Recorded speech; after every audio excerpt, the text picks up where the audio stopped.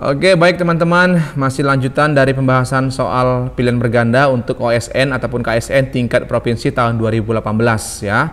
Semangat ya buat pejuang KSN, semoga kalian sukses tahun ini. Nah, ini lanjutannya yaitu soal nomor 16. Nah, ini soal bahasa Inggris, saya buat bahasa Indonesianya, kira-kira seperti ini dia. Hal lain dianggap sama atau tetap ya, di mana permintaan barang cenderung inelastis jika atau permintaan barang cenderung lebih tidak elastis jika A. Jangka waktunya lebih lama, B. Penggantinya kurang tersedia, C. Barang pelengkap kurang tersedia, D. Barang dianggap lebih mewah, atau E. Pasarnya sempit. Ini sudah dapat jawabannya kalau dikatakan dia inelastis. Oke, ini kurvanya. Nah, jadi inelastis sempurna ya. Oke, nah kalau dia inelastis sempurna itu kurvanya berbentuk vertikal ya. Vertikal, di mana EP-nya sama dengan 0, artinya berapapun harganya permintaannya tetap ada atau tetap. Nah, ini dia, berapapun harga suatu barang, orang akan tetap membeli jumlah yang dibutuhkan. Contohnya adalah misalkan garam, kan gitu dia ya, kebutuhan pokok ya. Oke, jadi untuk barang yang bersifat ini elastis ini ya, dia cenderung tidak atau lebih tidak inelastis jika jika tidak ada barang penggantinya. Itu dia. Ini dia ya, semakin banyak terdapat barang substitusi, maka semakin elastislah permintaan suatu barang. Sebaliknya, semakin sulit mencari substitusi suatu barang, maka permintaan barang semakin inelastis. Makanya jawabannya adalah B. Nah, itu dia. Ya.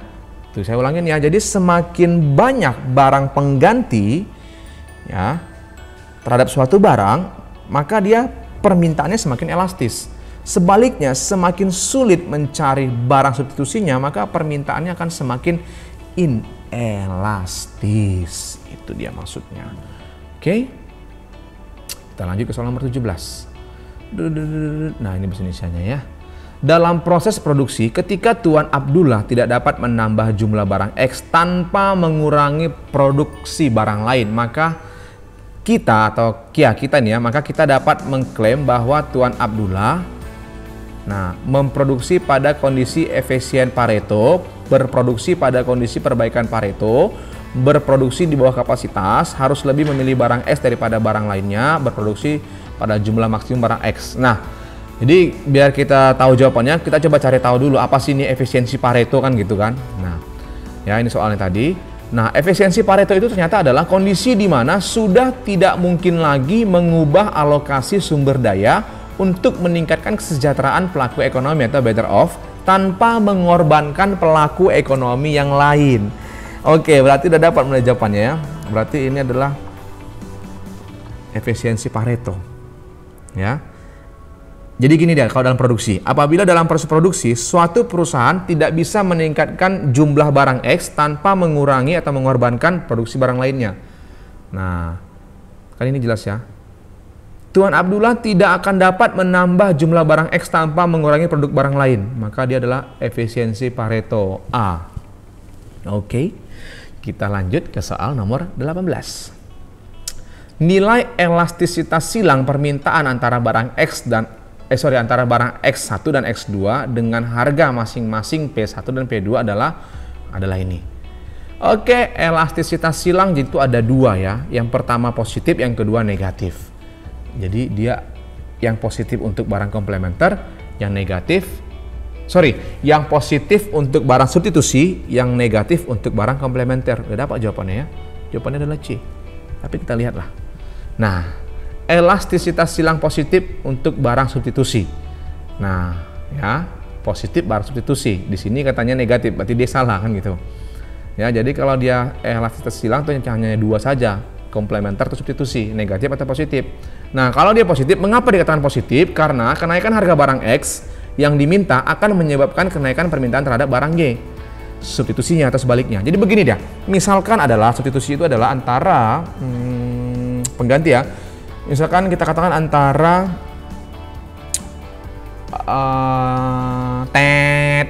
antara beras dan jagung misalkan. Ya, misalkan ini klasik sekali sih contohnya. Ketika harga beras naik, maka permintaan beras akan turun. Itu hukum permintaan kan gitu. Ya, kita anggap ceteris paribus ya. Ceteris paribus ya, kita anggap dalam kondisi ceteris paribus. Ketika harga barang naik, maka ketika harga beras naik, maka permintaan beras akan turun. Ya kan gitu kan? Nah, sebaliknya ketika harga beras naik, orang akan beralih ke barang substitusinya, yaitu jagung. Jadi ketika harga beras naik, maka orang akan beralih ke jagung, maka permintaan akan jagung akan naik. Itu dia substitusinya maksudnya. Jadi harga barang X disubstitusikan atau disilangkan maksudnya, harga barang X disilangkan dengan permintaan barang Y. Itu bernilai positif, artinya berbanding lurus. Nah, makanya dikatakan dia silang positif. Sementara untuk silang negatif ya, itu adalah barang komplementer atau pelengkap. Nah, kenaikan harga barang X yang diminta akan menyebabkan penurunan permintaan terhadap barang Y atau komplementer. Misalkan roti tawar dengan serikaya. Ketika harga roti tawar naik, ya permintaan roti tawar akan turun dalam kondisi ceteris paribus juga ya. Kita anggap selalu dalam kondisi ceteris paribus. Tetapi ketika harga roti naik, otomatis kan karena makan roti ini pakai serikaya, maka permintaan serikaya akan menurun. Nah, saya ulangin ya, ketika harga barang roti atau ketika harga roti naik atau X tadi ya, roti naik, maka permintaan akan serikaya menurun, kan berbanding terbalik. Nah, makanya tidak silang negatif. Itu dia. Oke, paham ya? Makanya jawabannya adalah C.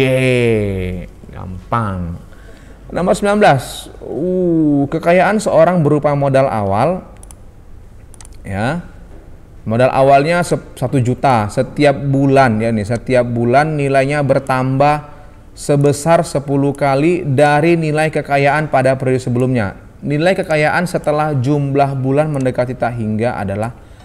Oke, kita hitung dulu. Yang pertama berarti dia 10% dikali 1 juta ya, karena setiap bulannya nilainya bertambah 10% dari modal sebelumnya, 1 juta berarti. Maka bertambah 100.000. Nah, berarti jadi 1.100.000 kan gitu. Ya kan? Kemudian 10% lagi bertambah dari modal kekayaan periode sebelumnya yang ini berarti kan. Nah, ya kan? Maka bertambah 110.000. Ya kan? Nah, berarti jadi 1.100.000 ditambah 110.000. Jadi 1.210.000, ya kan? Berarti yang berikutnya 10% dikali 1.210.000 yaitu 121.000, ya kan? Maka kita jumlahkan ini, ya kan? Maka nilai kekayaannya menjadi 1.331.000, kan? Nah, seterusnya berarti 10% dikali 1.331.000 yaitu penambahannya sebesar Rp133.100. Sehingga menjadi nilai kekayaannya menjadi Rp1.464.100 dan seterusnya, ya kan gitu kan? Maka memang ada jawabannya. Nah, nggak ada jawabannya, Oke, ya nggak ada jawabannya ya. Kalau menurut saya nggak ada jawabannya. Nah, kalau tidak ada jawabannya ya kamu pilih sajalah salah satu yang mana ya. Yang mana lah kamu pilih kira-kira gitulah dia ya. Kamu pilih saja yang mendekatin. Nggak ada yang mendekatin. Oke, ya itu dia. Kalau kamu ambil 2 sampel ya kira-kira yang mendekati ya ini yang C. Nah, karena kan katanya kan nilai kekayaan setelah jumlah bulan mendekati tak hingga, kita nggak tahu tak hingganya kapan kan gitu. Nah, jadi jawab aja C gitu ya. Kalau coba soalnya persis sama seperti ini gitu. Oke? Kita lanjut. Nah, tentukan mana ya, mana nih? Oke. Nah, tentukan mana yang benar di antara pernyataan di bawah ini.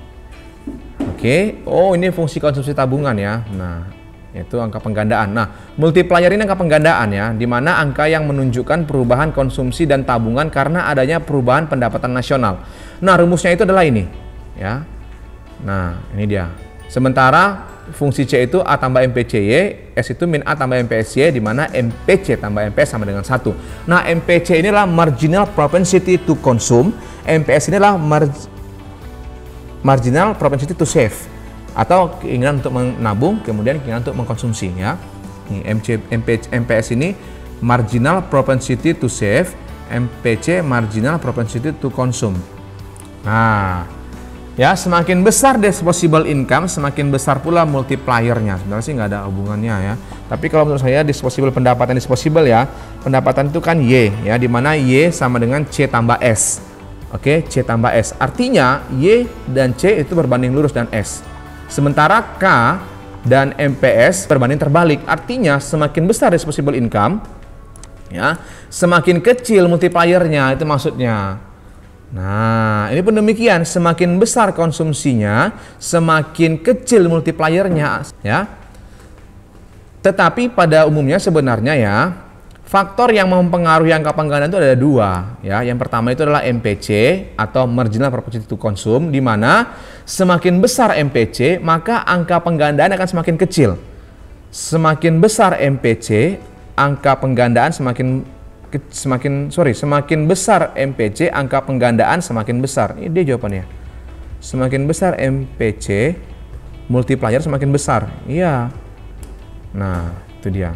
Semakin besar MPC karena K sama dengan 1 kurang MPC, artinya 1 dikurang 0, sekian karena MPC atau MPS nilainya di bawah 1. Nah, maka akan semakin besar juga ini K-nya, kan itu dia.